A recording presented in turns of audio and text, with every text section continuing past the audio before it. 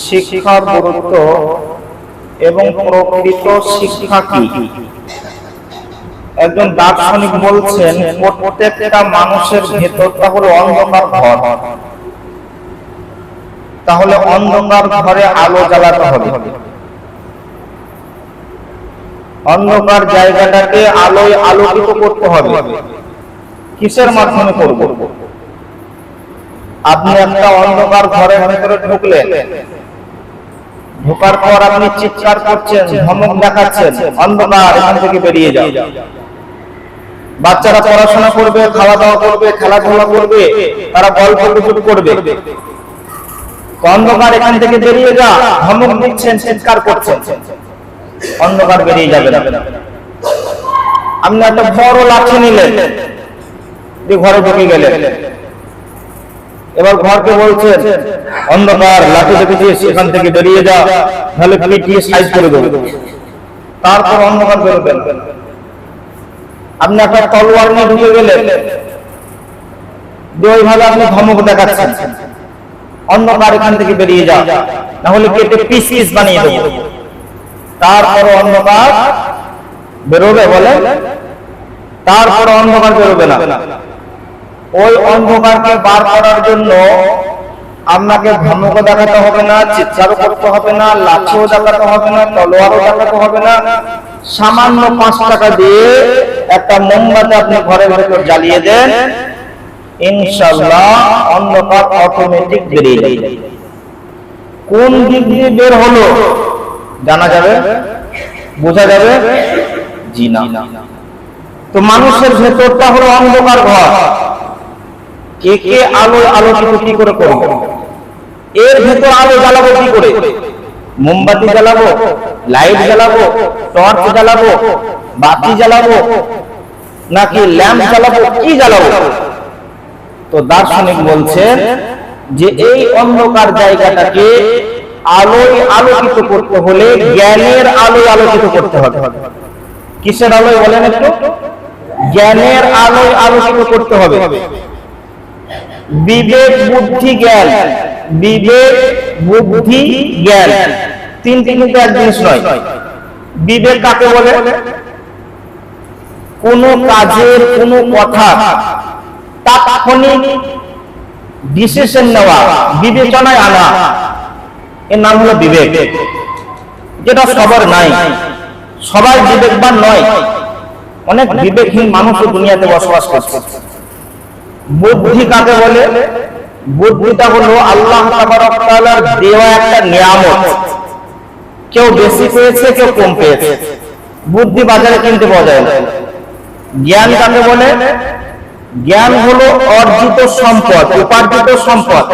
আপনি যত শিক্ষা অর্জন করবেন, আপনি যত কিতাব পড়বেন, আপনি যত ডিগ্রি হাসিল করবেন, আপনার তত জ্ঞান বাড়বে।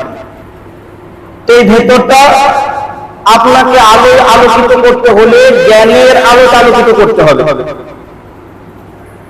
মানুষ কিসের তৈরি? কথা বলে, মানুষ কিসের তৈরি?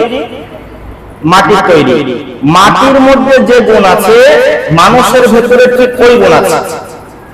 কিরকম? একটা 2 বিঘা জমি, মধ্যখান দিয়ে একটা আল দিয়ে দেন, 1 বিঘা জমির উপর আপনি মেহনত করেন, চাষ দেন, নিরান দেন, সেচ দেন, সার দেন, জৈব সার দেন, রাসায়নিক দেন, গোবর সার দেন, পচন দেন, তারপরে বীজ রোপণ করেন, ধান দেন, গম দেন, জব দেন, ভুট্টা দেন, আলু দেন, পেঁয়াজ দেন, আম গাছ লাগান, পেয়ারা গাছ লাগান, কাঁঠাল গাছ লাগান, আপনাকে রিটার্ন ফল দেবে। এবং ওই বাগানে আপনি যখন ঘুরবেন, আপনার জান কলিজা ঠান্ডা হয়ে যাবে। ওই বাগানে বসে আপনার জান ঠান্ডা হয়ে যাবে, ওই বাগানে ঘুমিয়ে আপনার জান ঠান্ডা হয়ে যাবে। কিন্তু যার পেছনে ওই 1 বিঘা জমি, যার পেছনে আপনি মেহনত করেননি, নিরান দেননি, শুধু একটা দুবড়ো ঘাস পর্যন্ত আপনি ছেড়েননি, মেহনত নাই, ওটা কি তৈরি হবে? কথা বলে, আগাছা তৈরি হবে। আর যেটা আগাছা তৈরি হবে, ওর ভেতরে ঢোকাও মুশকিল আছে। ওর ভেতরে ঢোকাও মুশকিল আছে। সাপ আছে, নাকি বাঘ আছে, না বাঁদর আছে, না ছুঁচু আছে, না শিয়াল আছে, আল্লাহ জানেন। ঠিক মানুষের ওই রকম একটা ছেলেকে আপনি মাদ্রাসায় পড়ালেন, কলেজে পড়ালেন, ইউনিভার্সিটিতে পড়ালেন, মিশনে পড়ালেন, এই ছেলেটা যখন শিক্ষা পাবে আস্তে আস্তে আপার লেভেলে উঠবে, এই সমাজ বুঝবে, মানুষের সাথে সেরকম ব্যবহার করবে, কথাবার্তা বলবে, সম্মানের সাথে কথাবার্তা বলবে, স্নেহের সাথে কথাবার্তা বলবে, আপনার সাথে ভদ্রতার সাথে কথাবার্তা বলবে, তার কাছে বসে আপনি শান্তি পাবেন। কিন্তু যে ছেলেটাকে আপনি জীবনে স্কুলে মুখ দেখালেন না, ইনশাআল্লাহ ওর পাশে বসাও আপনার কঠিন হয়ে যাবে, ওর পাশে বসাও অনেক কঠিন হয়ে যাবে। একটা প্রশ্ন আপনাদেরকে করছে, বলেন তো, সমাজের বুকে যে মাতালগুলো বর্তমানে রানিং চলছে, মাতালের গ্রুপ, এরা শিক্ষিতদের ভেতর থেকে এসেছে না মূর্খদের ভেতর থেকে এসেছে? বলেন একটু, বলেন, আরে সত্যি কথা বলেন না, শিক্ষিতের ভেতর থেকে না মূর্খের ভেতর থেকে? সমাজের বুকে যে গাঁজা খোরগুলোকে দেখা যায়, এরা শিক্ষিতের ভেতর থেকে এসেছে না মূর্খের ভেতর থেকে? যে জুয়ারিগুলোকে দেখা যায়, শিক্ষিতের ভেতর থেকে না মূর্খের ভেতর থেকে? সমাজের বুকে যারা বোম, পিস্তল, লাঠি নিয়ে মস্তানি করে বেড়ায়, এরা শিক্ষিতের ভেতর থেকে না মূর্খের ভেতর থেকে? কথা বলে, মূর্খের ভেতর থেকে। সব থেকে পৃথিবীর বুকে ভয়ানক পশু কি জানেন? সব থেকে ভয়ঙ্কর পশু মানুষ। মানুষ, আপনি নবস্থা গেলেন, সন্ধ্যার পর বাড়ি ফিরবে, নবস্থার মানুষ এভাবে আপনার সামনে দাঁড়িয়ে গেছে, জি যাওয়া যাবে না, এখন যেতে দেবো না। কেন? রাস্তায় আপনার বিপদ হবে। কিসের বিপদ? বাঘ আছে, জি না। হাতি আছে, জি না। সাপ আছে, জি না। তাহলে কুকুর আছে, জি না। সিংহ আছে, জি না। মানুষ আছে, মানুষ আছে, আপনার জানটাকে নিয়ে নেবে, আপনার সম্পদ নিয়ে নেবে।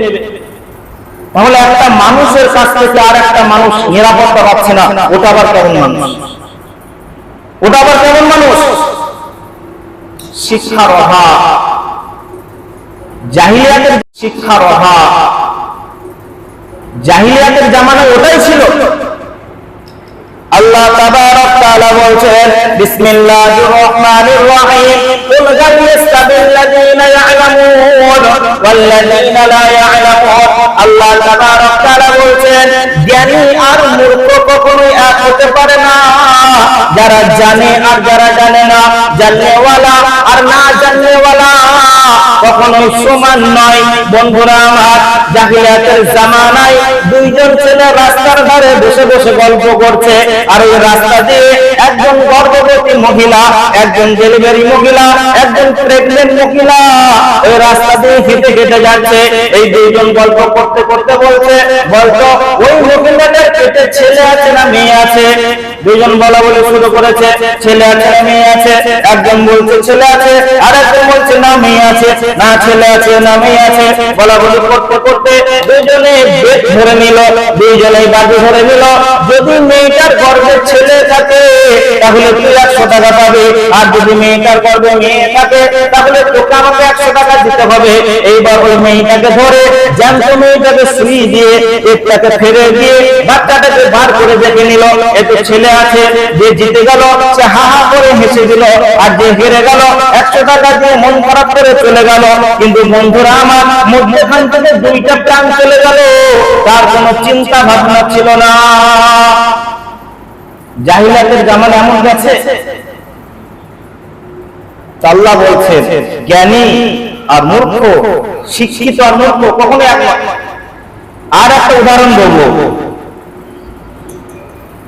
আপনার দুটো ছেলে, একটা ছেলেকে মাদ্রাসায় পড়িয়েছেন, মিশনে পড়িয়েছেন, কলেজে পড়িয়েছেন, ভালো জায়গায় পড়েছেন, পড়াতে পড়াতে পড়াতে পড়াতে অনেক আপার লেভেলে পৌঁছে গেছে। আর একটা ছেলেকে কোনোদিন স্কুলের মুখ দেখালেন না, গরু চড়াতে চড়াতে চড়াতে চড়াতে অনেক ডিপার লেভেলে চলে গেছে। এখন ছেলে পড়ে কোথায়? কলকাতার কলেজ, কলকাতার আজাদ কলেজে পড়াশোনা করে। এক সপ্তাহ ছুটি দিয়েছে, বাড়ি এসেছে, তো এসে দেখছে মা আর আব্বা ঝগড়া করছে, মা আর আব্বা দুজনে ঝগড়া করছে। আচ্ছা বলেন তো, মা আব্বা যদি ঝগড়া করে বিচার করা কঠিন না কঠিন না? কথা বলেন। মধ্যখানে একটা কথা বলে দিই, অনেক ছেলে আবার বাপকে ধমক দেখায়, ছেদ দেয়, দেখো বড় হয়ে গিয়েছি, মায়ের সাথে অমন করবে না, ভালো হবে না, খেদ দেওয়া যাবে? কথা বলে বলছে যদি মনে হয় তোমার মায়ের কষ্ট হচ্ছে, মাকে কোলের ভেতরে ভরে নাও, বাড়িগুলা তুমি পিঠ কেটে দাও, বাড়িগুলা তোমার পিঠে পড়ুক, মাটা তুমি খাও, তবু বাপের লাঠি তারা যাবে না, বাপের লাঠি তারা যাবে না। তো শিক্ষিত ছেলে, মা বাপের মধ্যে একটু অশান্তি হয়েছে, মায়েরও মন খারাপ, বাপের মন খারাপ। এবার মাকে বলছে, মা এতদিন আমাকে পড়াশোনা করালে, আমি এখন একটা ভালো কলেজে পড়ি, অনেক আলেম ওলামা আমার বন্ধু, অনেক শিক্ষিত মানুষ আমার বাড়ি আসছে, তা তোমরা যদি এই বয়সে ঝগড়া করো, আমাদের মান সম্মান থাকবে? দুদিন পর আমাদের বিয়ে হবে, ভালো ঘরে মেয়ে পাওয়া যাবে, কেউ ভালো ঘরে মেয়ে দেবে, তাহলে এই বয়সে আর আব্বার কথা অত ধরতে গেলে হবে? আব্বা আমাদেরকে মানুষ করতে করতে, খাটতে খাটতে, কাজ করতে করতে ওর মাথা শেষ, সব কথা কেন ধরতে যাবে? সব কথা ধরার দরকার নাই। এবার যেটা প্রয়োজন আমাকে বলবে। ছেলে বলল, মায়ের তেল যেটা ঠান্ডা হয়ে গেল, ওদিকে বাপ বাইরে গাছের তলায় বসে আছে মন খারাপ করে, বাপ দিকে বলছে, আব্বা কি হয়েছে, কিসের জন্য মন খারাপ? মায়ের সাথে ঝগড়া হয়েছে। আরে মেয়েরা তো বেশি দেখবেই, তাদের তো জ্ঞান বুদ্ধি কম, বিশ্ব নবী বলেছে মেয়েরা বেশি কথা বলবে, নবীজি পর্যন্ত পেরেশান হয়েছে, আপনি যদি তাদের সব কথা ধরতে যান তো দুনিয়া কি করে করবে? আর আজ থেকে আপনি নিতাম, আপনি নামাজ পড়ুন, তসবিহ করুন, যা প্রয়োজন আমাকে বলবেন। বাপের কলিজাটা ঠান্ডা হয়ে গেল। তো তালে পিঠা খেয়ে সে চলে গেল কলেজে। 3 দিন পর আবার ঝামেলা, গরিবের সংসার বলে যা হয়, বাম্মায় আবার অশান্তি করছে। আরে রাখাল সাহেব ও গরু টরু চড়িয়ে এনে বাড়িতে ঢুকেছে, আর হাতে ছিল পাথর, বাপকে 2 বাড়ি আর মাকে 2 বাড়ি, আচ্ছা করে বসিয়েছে, যুগ করে বসিয়ে দিয়েছে। এবার এদের টেনশন, ছেলে মা বাপকে মেরেছে, আর কি কেউ মেয়ে দেবে? ছেলে মা বাপকে মেরেছে, আর কি কেউ মেয়ে দেবে? ডাক ডাক, ইমামকে ডাক, মোতওয়াল্লিকে ডাক, হাফেজ সাহেবকে ডাক, হাফেজ সাহেবকে ডাক। ঈশার পরে ঘরের ভেতরে গোপনে বিচার হচ্ছে। ইমাম সাহেব মুরব্বী মানুষ ছিল, জুতো ধরেছে, মাদক জানোয়ার খবিশ, কোন জ্ঞান বুদ্ধি আছে? মায়ের গায়ে হাত তোলে, আব্বার গায়ে হাত তোলে, কোনো শিক্ষা নাই, এটা রাখার খুব ধমক দিচ্ছে। তখন সে বলছে, ইমাম সাহেব আপনি এত গরম কেন হচ্ছে? আপনার গরম হওয়ার কারণটা আমি দেখছি না, এত রাগ কেন করছেন আপনি? শোনেন, আমি তো সারা জীবন গরু চড়াই, আমি রাখাল মানুষ, তো মাঠে মাঝে মাঝে গড়তে গড়তে ঝগড়া লাগে, আমি দেখি তোমার 5 করে 2 বাড়ি করে তুলে ছেড়ে দেয়। তো বাড়ি এসে দেখছি যে মা বাবা ঝগড়া করছে, 2-5 করে বসিয়ে দিয়েছে, ওদের ঝগড়া ছেড়ে গেছে। তো ও ওই শিক্ষাটা পেয়েছে, ও ওই শিক্ষাটা পেয়েছে। শিক্ষার গুরুত্ব কাউকে মূর্খ রাখা যাবে না। সকলেরই বড় সেই বিদ্যা আছে যার, সকলেরই বড় সেই বিদ্যা আছে যার, বিদ্যা সমান ধন অবকুতা আছে আর। সকলে রাজাকে মানে আপনার দেশে, আলেমের মান হয় স্বদেশে বিদেশে।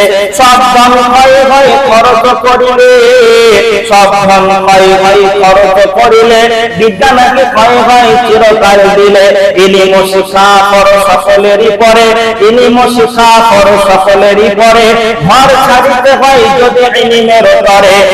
বিদ্যা যে শিখিয়াছে সুখী সেই জন, বিদ্যাহীন মানুষগুলো পশুর মতন। শৈশবে বিদ্যা শিক্ষা পরিবার কাজ, শৈশবে বিদ্যা শিক্ষা পরিবার কাজ। একালে না শিখিলে পরকালে ঘটিবে ভেজাল। তাই বলি ও শিশু এখনো হইতে, যতন করো তোমরা বিদ্যা শিখিতে। গরিব দুঃখীর বাক্য হলে সুবচন, গরিব দুঃখীর বাক্য হলে সুবচন। সাদরে তারে তুমি করিবে গ্রহণ, সম্রাট ধনীর বাক্য হলে কুবচন। ঘৃণা ভরে তারে তুমি করিবে বর্জন। সম্রাট সমসুখী সেই ভিখারি, যদি তাকে তার ঘরে আল্লাহ ওয়ালি নারী। শিক্ষার প্রয়োজন আছে না নাই? কথা বলেন, একটু জোরে বলেন। আছে। এই কারণে শিক্ষা দেন। আপনি মূর্খতা কি হয়েছে? ছেলে মেয়েকে মূর্খ রাখা যাবে না। আপনি 8 ঘন্টা কাজ করেন, কিন্তু ছেলে মেয়েকে শিক্ষিত করতে গেলে, ভালো জায়গায় পড়াতে গেলে, দামি জায়গায় পড়াতে গেলে, ভালো শিক্ষায় শিক্ষিত করতে গেলে, সুশিক্ষায় শিক্ষিত করতে গেলে আপনাকে হয়তো 10 ঘন্টা মেহনত করতে হবে। করেন 2 ঘন্টা মেহনত বাড়ান, 12 ঘন্টা মেহনত করতে হবে, আপনি আপনার মেহনত বাড়ান, 14 ঘন্টা মেহনত করতে হবে, আপনি আপনার মেহনত বাড়ান। তারপরও ছেলে মেয়েকে মূর্খ রাখা যাবে না, অশিক্ষিত রাখা যাবে না। শিক্ষা প্রয়োজন আছে, শিক্ষিত আপনাকে করতেই হবে। শিক্ষা দেওয়ার কারণে যদি আপনার নসিবে ঠিকমতো খাবার না জোটে, আপনি ভুকা থাকেন, তারপর ছেলে মেয়েকে শিক্ষা দেন। শিক্ষা দেওয়ার কারণে আপনি যদি নতুন পোশাক আশাক না করতে পারে, দামি দামি পোশাক আশাক না করতে পারে, ছেলে মেয়ে শিক্ষা দেওয়ার কারণে তাই করেন, আপনি ছেলে মেয়েকে শিক্ষা দেন। আপনি পুরাতন পোশাক পরে আপনার জিন্দগি কাটান, কিন্তু তারপরও ছেলে মেয়েকে মূর্খ রাখা যাবে না। ছেলে মেয়েকে শিক্ষা দেওয়ার কারণে আপনি যদি বাড়ি না তৈরি করতে পারেন, আপনাকে যদি ভাঙা বাড়িতে থাকতে হয়, আপনাকে যদি পুরাতন বাড়িতে থাকতে হয়, আপনাকে যদি মাটির বাড়িতে থাকতে হয়, তারপরে আপনি আপনার জীবনটা মাটির বাড়িতে কাটান, তারপরও ছেলে মেয়েকে মূর্খ রাখা যাবে না। শিক্ষা দেওয়ার কারণে আপনি যদি দামি গাড়িতে না করতে পারেন, আপনাকে পায়ে হেঁটে হয়তো যাতায়াত করতে হতে পারে, আপনি ভাঙা টোটো করে যান, তারপরও ছেলে মেয়েকে মূর্খ রাখা যাবে না, যাবে না, যাবে না। শিক্ষার এতটাই গুরুত্ব। পৃথিবীর বুকে ছুরি আছে দুটো, আর পৃথিবীর বুকে লাঠিও আছে দুটো। ছুরি কি কি? একটা হলো ডাক্তারের ছুরি, আর একটা হলো ডাকাতের ছুরি। ডাকাত ছুরি ধরে মানুষ মারার জন্য, আর ডাক্তার ছুরি ধরে মানুষকে বাঁচানোর জন্য। দুজনেই মানুষ। একজনের কাছ থেকে বডিটাকে বাঁচানো হয়, আর একজনকে সৎ ইচ্ছায় নিজের বডিটাকে দিয়ে দেওয়া হয় কাটুন। ঠিক ওই রকম পৃথিবীর বুকে লাঠি আছে দুটো। একটা হলো পুলিশের লাঠি, আর একটা হলো মাস্টারের লাঠি। পুলিশে মারে বেইজ্জতির জন্য, আর মাস্টারে মারে ইজ্জতকে বাড়ানোর জন্য, দাম বাড়ানোর জন্য। কোন গার্জেন যদি এটা মেনে নিতে পারে, শিশুকালে আমার সন্তান মাস্টারের কাছে মার খাক, তো আশা করা যায় ভবিষ্যতে ও পুলিশের কাছে মার খাবে না। আর কোন গার্জেন যদি এটা মেনে নিতে না পারে যে আমার ছেলে শিক্ষকের কাছে মার খাক, তাহলে ভবিষ্যতে ও থানায় মার খাবে, পুলিশের কাছে মার খাবে। শিক্ষকের মার হলো ছাত্রদের জন্য দোয়া, আর ইসলাম কি বলছে? কোরআন ও হাদিস শিক্ষার জন্য, দ্বীনি শিক্ষা অর্জনের জন্য কোন মাস্টার যদি কোন ছাত্রকে বেত্রাঘাত করে, যে জায়গায় আপনার ওই বাড়িটা পড়বে, ওই জায়গাটা জাহান্নামের জন্য হারাম। সুবহানাল্লাহ, জাহান্নাম স্পর্শ করতে পারে। তো শিক্ষকের মারে ছাত্রের ভালাই আছে। পৃথিবীর বুকে অনেক ইউনিভার্সিটি আছে, বড় বড় ইউনিভার্সিটি অনেক আছে শিক্ষা অর্জনের জন্য। আপনাদের বীরভূম জেলাতেও বিশ্বভারতী শান্তিনিকেতন, আল জামিয়া আছে, আলিগড়ে আছে, বাংলাদেশে অনেক বড় বড় ইউনিভার্সিটি আছে, পাকিস্তানে অনেক বড় বড় ইউনিভার্সিটি আছে, মিশরে আছে বড় ইউনিভার্সিটি। কিন্তু পৃথিবীর বুকে সব থেকে বড় ইউনিভার্সিটির নাম অনেকে হয়তো অনেক উত্তর দেবে। রবীন্দ্রনাথ বলছে যে পৃথিবীর বুকে সব থেকে বড় ইউনিভার্সিটি হলো মায়ের কোল। একজন মায়ের দিনের চেতনাটা আসা, 10টা ছেলের দিনের চেতনাটা আসা। নেতাজি সুভাষ বোস কি বলেছে? তোমরা আমাকে একটা মা দাও, আমি তোমাদেরকে 10টা সৈনিক দেব। মহাত্মা গান্ধী কি বলেছে? তোমরা আমাকে একটা মা দাও, আমি দেশের স্বাধীনতা দেব। আর জগৎগুরু বিশ্বগুরু মুহাম্মদ রাসূলুল্লাহ সাল্লাল্লাহু আলাইহি ওয়াসাল্লাম কি বলেছেন? উনি আবার যেটা বলেছেন আরো ডিপ কথা, সবাই হজম করতে পারবে না। উনি কি বলেছেন? হে মা, যখন তোমার গর্ভে কোনো সন্তান আসছে সর্বপ্রথম তুমি বুঝতে পারছো, তো তুমি সাবধান হয়ে যাও, কেননা তোমার ঈমান এই বাচ্চার উপর ইফেক্ট করবে। সুবহানাল্লাহ, কত বড় কথা বলেছে। একটা কথা আছে, মা শিক্ষিতা হলে পারে সন্তান শিখে আতুর হয়। তো সন্তানের শিক্ষার পেছনে মায়ের একটা বড় অবদান রয়েছে, বড় ভূমিকা রয়েছে। পৃথিবীর বুকে মানুষ ব্যতীত যত মাখলুক আছে, সৃষ্টি দিয়ে বাঁচে, মানুষকে বাদ দিয়ে সমস্ত সৃষ্টি জীবের দাম বাড়ে, মূল্য বাড়ে বডির দিক দিয়ে, ওজনের দিক দিয়ে। আর মানুষের দাম বাড়ে, মানুষের মূল্য বাড়ে শিক্ষার মাধ্যমে, শিক্ষার কারণে। বাজারে একটা গরু বিক্রি হচ্ছে 50 কেজি ওজন, আর একটা 1 কুইন্টাল। কার দাম বেশি, কার মূল্য বেশি? যার ওজন বেশি তার মূল্য বেশি। আর কলেজের প্রিন্সিপাল ওজন মাত্র 55 কেজি, পাতলা করা, আর একটা মূর্খ 1 কুইন্টাল ওজনে, কার দাম বেশি? বলেন, যার ওজন কম তার দাম বেশি। তো শিক্ষার কারণে মানুষের দাম বেশি। একটা ছেলে প্রথমে প্রাইমারিতে পড়তো, তার একটু দাম বাড়লো, তারপরে হাই স্কুলে গেল, তার একটু দাম বাড়লো, তারপরে কলেজে গেল, আর একটু দাম বাড়লো, তারপর ইউনিভার্সিটিতে গেল, আর একটু দাম বাড়লো। যখন বিএড ডিএড কোর্স কমপ্লিট করে এমবিবিএস কমপ্লিট করে ফিরলো, তার অনেক দাম বাড়লো। এখন যদি কোনো পাইকের মনে করে যে এই ছেলেটা কলেজে যাওয়ার কারণে দাম বেড়েছে, আমার গরুটাকে নিয়ে কলেজে ভরে দেবো, তাহলে দাম বেড়ে যাবে? জি না, পারবে না। কেন? মানুষের মধ্যে যে সফটওয়্যার আল্লাহ তাবারক তাআলা দিয়েছে, পশুর মধ্যে ওই সফটওয়্যার আল্লাহ তাবারক তাআলা দেয়নি। আল্লাহ তাবারক তাআলা মানুষকে আশরাফুল মাখলুকাত করে বানিয়েছেন, সৃষ্টির সেরা করে বানিয়েছেন। তারপরে মানুষ কিছু জায়গায় দুর্বল। কিরকম? ভারতবর্ষের কুকুরগুলোকে যদি আপনার আমেরিকায় নিয়ে যাওয়া হয়, তো ওদের সাথে মিশে যেতে পারবে, আমেরিকার কুকুরের সাথে মিশে যাবে, অসুবিধা হবে না, কথা বলতে অসুবিধা হবে না। কিন্তু আমেরিকার মানুষ যদি ধরে এনে কুকুরে ছেড়ে দেওয়া হয়, মিশতে অসুবিধা হবে, কথা বলতে অসুবিধা হবে, মিশতে পারবে না। তো মানুষ কিছু জায়গায় দুর্বল, ব্ল্যাঙ্ক আছে মানুষ। তারপরে দেখেন, একটা গরুর বাচ্চা হওয়ার পরে ওকে চলা শেখাতে হয় না, খাওয়া শেখাতে হয় না, মায়ের স্তন খুঁজে দিতে হয় না, কিছুক্ষণের মধ্যে ছোটাছুটি আরম্ভ করে দেয়, নিজের মায়ের স্তন নিজেই খুঁজে নেয়। কিন্তু একটা মানুষের বাচ্চা 2 বছর বিছানায় পড়ে থাকে, অসহায় অবস্থায়, বিছানাতে প্রস্রাব পায়খানা করে। তো মানুষ কিছু জায়গায় দুর্বল। একজন বড় আলিম, বড় ডাক্তার, বড় মাস্টার, বড় ইঞ্জিনিয়ার, বড় প্রফেসর, বড় উকিল, কিংবা বড় এমপি, কিংবা বড় এমএলএ, ইনি যখন মানুষের সাথে কথা বলে, ভদ্রতার সাথে কথা বলে, নম্রতার সাথে কথা বলে, বিনয়ের সাথে কথা বলে, ভদ্র ভাষায় কথা বলে। আর ইনাদের সাথে যারা কথা বলে তারাও ভয়ে ভয়ে সম্মানের সাথে কথা বলে। মাস্টার সাহেব রেগে যাবে নাকি? আলেম রেগে যাবে নাকি? ডাক্তার রেগে যাবে নাকি?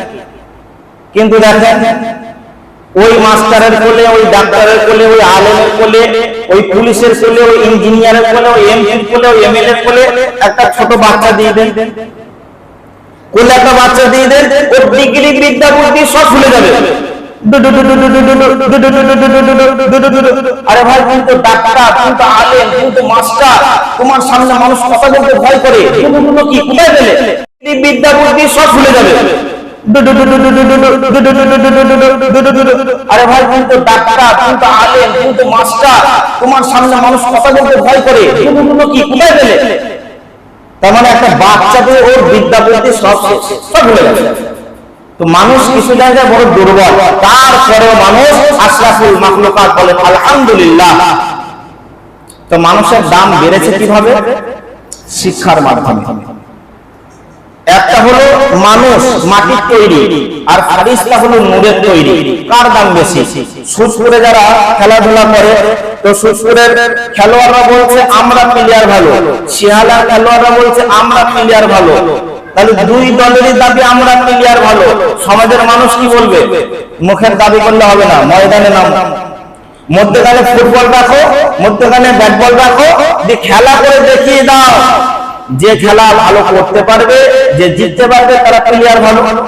তো একটা হলো মানুষ আর একটা হলো ফারিস্তা। মানুষ হলো মাটির তৈরি, ফারিস্তা হলো নূরের তৈরি। কার দাম বেশি? এই ফয়সালা কে দিয়েছেন? আল্লাহ। প্রমাণ কে করেছেন? আল্লাহ। কিসের মাধ্যমে? মধ্যখানে কি রেখেছিলেন? শিক্ষা। শিক্ষার মাধ্যমে দাম বাড়িয়েছে। সূরা বাকারার প্রথম দিকে ঘটনাটা এসেছে, কোরআনের ঘটনা। বিসমিল্লাহির রহমানির রহিম। ওয়াল্লামা আদামাল আসমাআ কুল্লাহা সুম্মা আরাদাহুম আলাল মালাইকাতি ফাকালা আনবিউনি বিআসমাই হাউলাই ইন কুনতুম সাদিকিন। আল্লাহ তাবারাক তাআলা হযরত আদম আলাইহিস সালামকে একইভাবে কিছু বস্তুর নাম শিখিয়ে দিলেন, কিছু দ্রব্যের নাম শিখিয়ে দিলেন, কিছু জিনিসের নাম শিখিয়ে দিলেন। আল্লাহ তাবারক তাআলা হযরত আদম আলাইহিস সালামকে বলছেন, এটার নাম হলো আলু, এটার নাম হলো পেঁয়াজ, এটার নাম হলো আদা, এটার নাম হলো রসুন, এটার নাম হলো আপেল, এটার নাম হলো আঙুর। আদম আলাইহিস সালাম শিক্ষা পেয়ে গেলেন, তার ভিতরে শিক্ষা ঢুকে গেল, জ্ঞানের বিকাশ ঘটে গেল।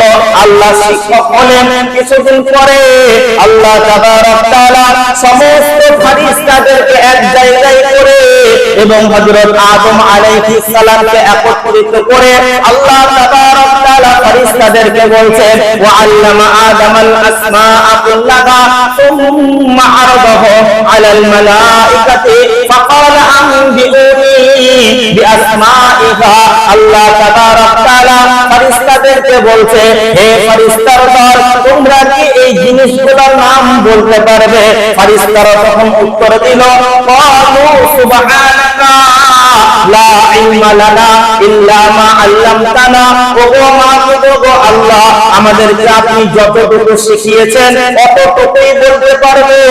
এগুলো তো আমাদের জ্ঞানের বাইরে, আমাদের বলার কোনো ক্ষমতা নাই, আমরা বলতে পারবো না।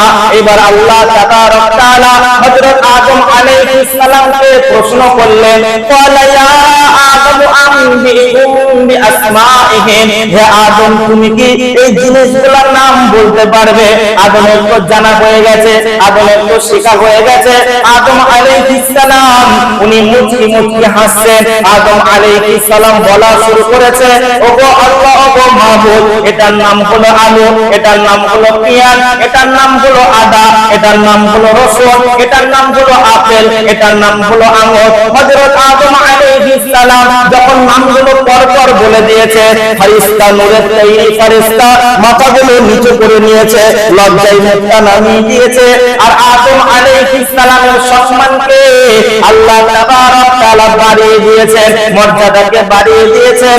আল্লাহ তাবারক তাআলা ফেরেশতার থেকে হযরত আদম আলাইহিস সালামের দামকে আরো উপরে করে দিয়েছে। সুবহানাল্লাহ। কিসের মাধ্যমে? কথা বলে, শিক্ষার মাধ্যমে। এই দুঃখ কারে কয়? সেই জাতি আজকে মূর্খ কি করে হয়? দাম বাড়ালেন। আল্লাহ তাবারক তাআলা শিক্ষার গুরুত্ব দিয়েছে। বিশ্বনবী সাল্লাল্লাহু আলাইহি ওয়াসাল্লাম উনি যখন পৃথিবীর বুকে আসলেন, এমন একটা পৃথিবীর ভয়াবহ অবস্থা, চারিদিকে খুনাখুনি চলছে, চারিদিকে বর্বরতা চলছে, জাহিলিয়াতের জামানা চলছে। মানুষ মানুষকে সম্মান করে না, মানুষ মানুষকে দাম দেয় না। প্রকাশভাবে মার্ডার চলছে, প্রকাশভাবে লুটপাট চলছে, প্রকাশভাবে জিনা চলছে, প্রকাশভাবে ব্যভিচার চলছে, প্রকাশভাবে সুদ চলছে। আর কন্যা সন্তান জন্ম নিলে আতর ঘড়িটাকে পুঁতে দেওয়া হয়েছে। এমন একটা বর্বরতার জামানা চলছে, এমন একটা জাহিলিয়াতের জামানা চলছে। মানুষ মানুষকে দাম দিচ্ছে না।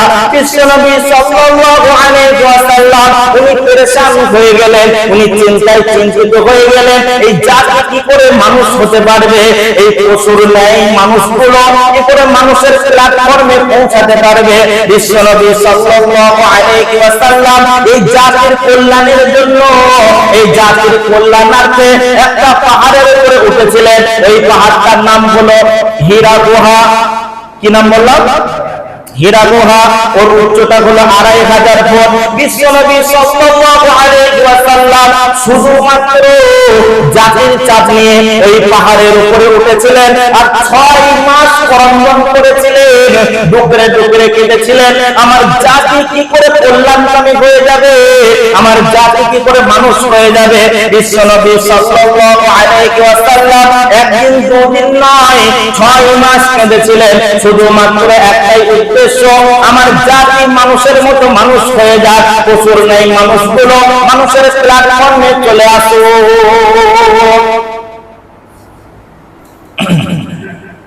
ছাড়লো বাড়ি কিসের আশা, বাদলো বাসা ঘিরা কোথায়, ছাড়লো বাড়ি কিসের আশা আর বাদলো বাসা ঘিরা কোথায়।